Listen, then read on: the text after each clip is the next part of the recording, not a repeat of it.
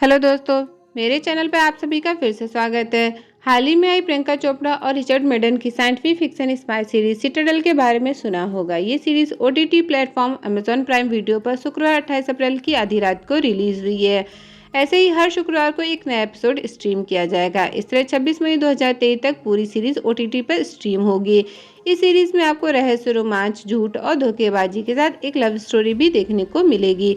Citadel एक स्वतंत्र खुफिया जासूसी एजेंसी है जो किसी खास देश के लिए काम नहीं करती। ये एजेंसी धरती पर किसी भी देश के लोगों की सुरक्षा के लिए समर्पित है। तो अब मैं बिना किसी देरी के सीरीज को एक्सप्लेन करना शुरू करती हूँ। फर्स्ट एपिसोड की स्टार्टिंग एक ट्रेन से होती है जहाँ प्रियंका चोपड़ा को दिखाया जाता है। इस सीरीज में उसका नाम नाडिया होता है और वो एक सिटाडेल एजेंट होती है।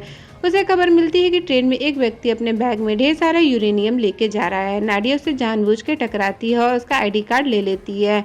उसका नाम ग्रिगोर होता है। इस मिशन में नाडिया का साथ बर्नार्ड नाम का आदमी देता है जो अपने खुफिया प्लेस में बैठे हुए नाडिया को इंस्ट्रक्ट करता रहता है।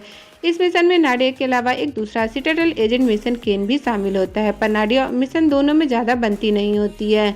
ग्रिगोर वहाँ से उठकर दूसरी जगह बैठ जाता है तो नाडिया भी उसके पीछे चली जाती है।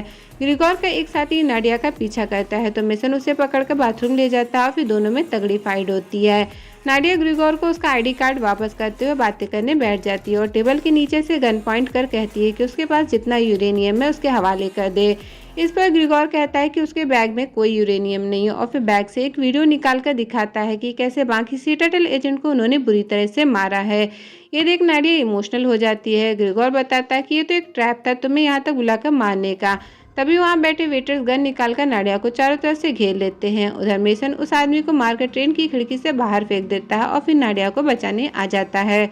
दोनों तरफ गोलियां चलने लगती है। नाडिया भी ग्रिगोर को मार देती है। सबको मारने के बाद नाडिया और मेसन एक दूसरे से अपनी गलतियों के लिए माफी मांगते हैं।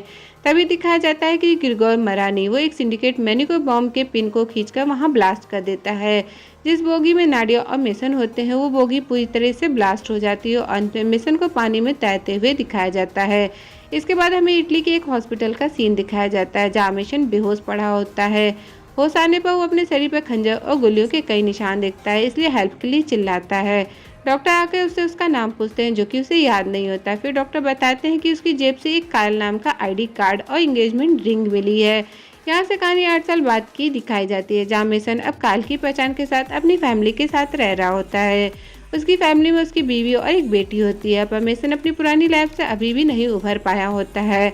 उसे अभी भी ट्रेन का ब्लास्ट वाला सीन और नाडिया का चेहरा याद आता है। इससे उभरने के लिए मेसन थेरेपी भी लेने जाता है और उससे उसको ज्यादा रिलीफ नहीं मिलता। इसके बाद हमें एक औरत को दिखाया जाता है जो यूके की एम्बेसडर होती है और सिटाडेल के एजेंट और हेडक्वार्टर के बारे में जानकारी जाती होती है क्योंकि वहीं से उसे न्यूक्लियर बॉम्ब के कोड की जानकारी मिल सकती होती है और इस आदमी से उसे सिटाडेल के बारे में पता चल भी जाता है। फिर एम्बेसडर अपने खास आदमी डेविड को फोन कर बताती है कि सिटाडेल का एक्स केस एक शिपिंग यार्ड में रखा है। असल में उस केस में न्यूक्लियर बॉम्ब के कोड होते हैं। डेविड का एक जुड़वा भाई भी होता है जिसका नाम एंड्रस होता है। फिर बर्नार्ड को दिखाया जाता है जो कुछ लोगों से पूछताछ करता है। उसे एम्बेसडर के इरादों के बारे में पता चल जाता है।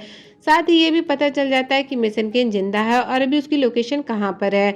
इधर मेसन केन अपनी बीवी और बेटी के साथ होता है। बीवी से रोमांस करने के दौरान उसे नाडिया की झलक दिखाई देती है जिसकी वजह से मेसन अपनी बीवी को छोड़ वहां से चला जाता है और अपने पास की कुछ चीजों को देखता है। थोड़ी देर में मेसन की बीवी कॉल कर कहती है कि कोई घर में घुस आया है।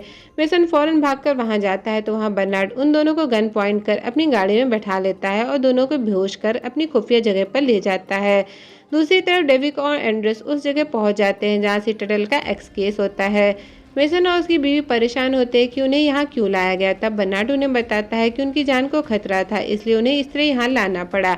अब बर्नार्ड मेसन को बताता है कि वो एक सिटाडेल एजेंट है, पर मेसन को कुछ भी याद नहीं होता, यहाँ तक कि उसे अपना नाम भी याद नहीं होता। तब बर्नार्ड उसे सिटाडेल और उसके काम के बारे में सारी इन्फॉर्मेशन देता है।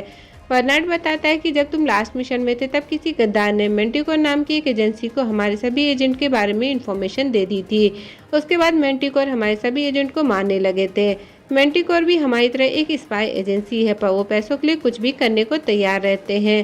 साथ ही बर्नार्ड बताता है कि मेंटिकोर के कुछ एजेंट को हमारा एक्स केस के बारे में पता चल गया है जिसमें हमारे खुफिया इंफॉर्मेशन न्यूक्लियर बॉम्ब के कोड छुपे हुए हैं और वो सिर्फ न्यूयॉर्क के खुफिया जगह पर ही खुल सकती है, इसलिए उन्हें रोकने के लिए हमें वहां जाना होगा और ये काम सिर्फ तुम कर सकते हो।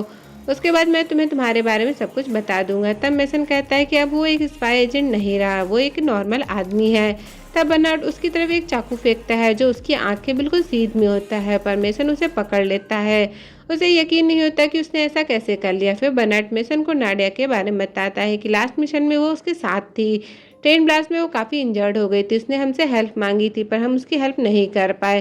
शायद वो अब जिंदा नहीं है। एपिसोड 1 की एंडिंग में दिखाया जाता है कि नाडिया भी जिंदा है और इसी के साथ पहला एपिसोड यहीं खत्म होता है। तो दोस्तों, कैसा लगा इस सीरीज़ के पहले एपिसोड का एक्सप्लेनेशन हमें कमेंट कर ज़रूर बताएं। बाकी के एपिसोड में जल्दी लेकर आऊँगी, इसके लिए चैनल पर बने रहो। चैनल को लाइक शेयर सब्सक्राइब करना मत भूलिएगा। तब तक के लिए गुड बाय, टेक केयर।